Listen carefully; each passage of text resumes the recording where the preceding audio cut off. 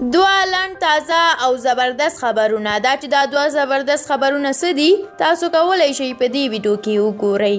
امنیتي بنسټونه وایي د سولې مشورتي لویې جرګې د امنیت ټینګښت ته بشپړ تیاری لرو. له ارګ څخه په خپرې شوې خبرپاڼه کې ویل شوي دي چې نن له غرمې مخکې د سولې مشورتي لویې جرګې د امنیت ټینګښت لپاره امنیتي غونډه جوړه شوې وه. په دې غونډه کې لومړی د امنیتي او دفاعي بنسټونو مسؤلینو د سولې مشورتي لویې جرګې د امنیت ټینګښت په اړه خپل راپورونه ولسمشر غني ته وړاندې کړي دي.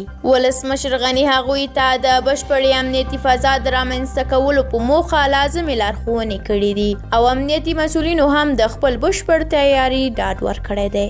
او د دې ترڅنګ دویم خبر دا دی چې طالبانو د لویې جرګې غبرګون کې ویلي دي چې ټول اړخونه باید ضرورتونه درک کړي او خنډونه جوړ نه کړي. طالبانو د یوې اعلامیې په خپرولو سره ویلي دي چې د افغانستان د اشغال د پای ته رسیدو تر تړون وروسته اوس د سولې خبرو او بین الافغاني تفاهم ته سخته اړتیا ده او ټولو اړخونو ته پکار ده چې ضرورتونه درک او د سولې پر وړاندې له خنډ جوړولو ډډه وکړي.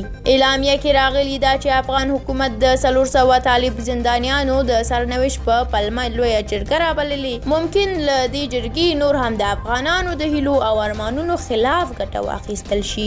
نو له سرتاسرۍ سولې مخکې د داسې جرګې رابلل د ملت استازولۍ نشي کولی او کوم قانوني حیثیت هم نه لري. له تاسو ډیره مننه چې دا مهمه ویډیو مو تر پایه ولیدله او که زموږ یوټیوب چینل مو هم سبسکرایب کړی نه وي نو سبسکرایب یې کړئ. تر بلې ویډیو الله مو مل شه.